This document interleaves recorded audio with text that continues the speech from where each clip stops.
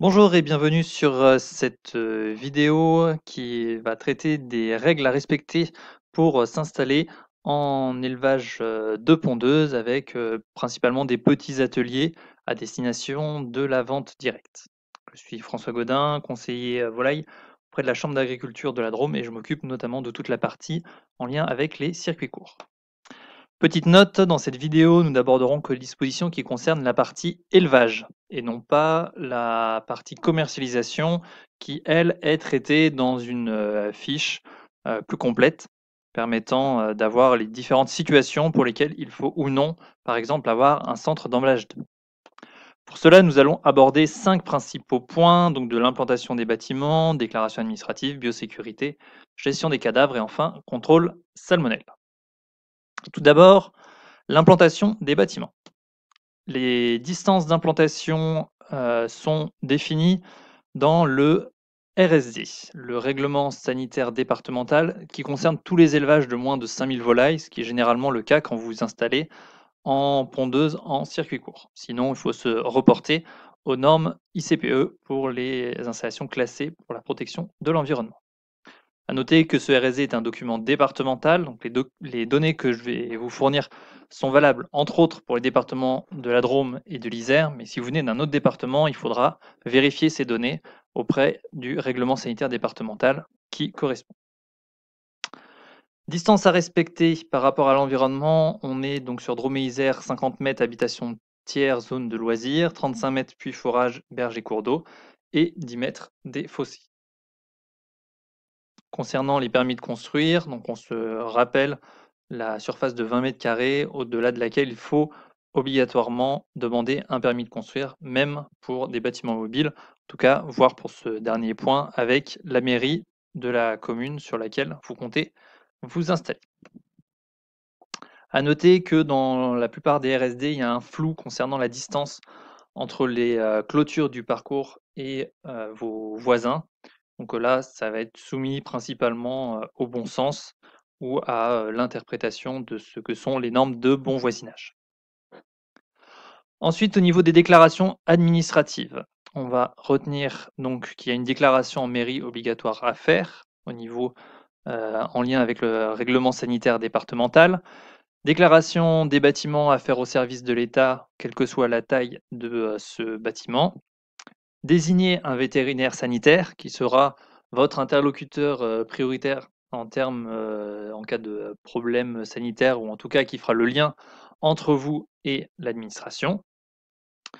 Et si vous passez par un centre d'emballage d'œufs, CEO, vous avez une déclaration à faire au niveau de l'établissement de l'élevage pour déclarer votre élevage et aussi voir toutes les formalités à faire par rapport au centre d'emballage d'œufs.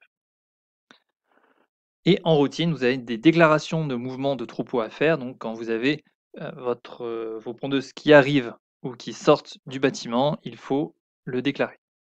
Donc, toutes ces déclarations administratives sont compilées dans la fiche info relative à ces déclarations, dans laquelle vous trouverez aussi tous les liens, soit vers les CERFA, soit vers les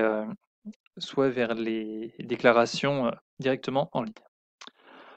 Un point important, celui de la biosécurité. La biosécurité étant l'ensemble des mesures visant à limiter l'entrée, la sortie ou la propagation en interne de pathogènes sur votre élevage.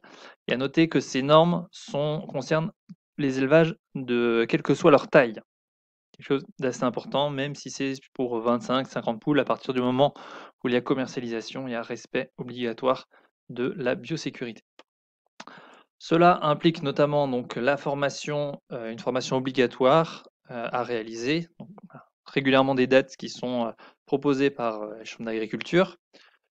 Et ça va recouper, on va dire, la réalisation de documents administratifs, donc d'un plan de biosécurité, et également la mise en place de mesures concrètes, donc d'un SAS, plan de dératisation, etc.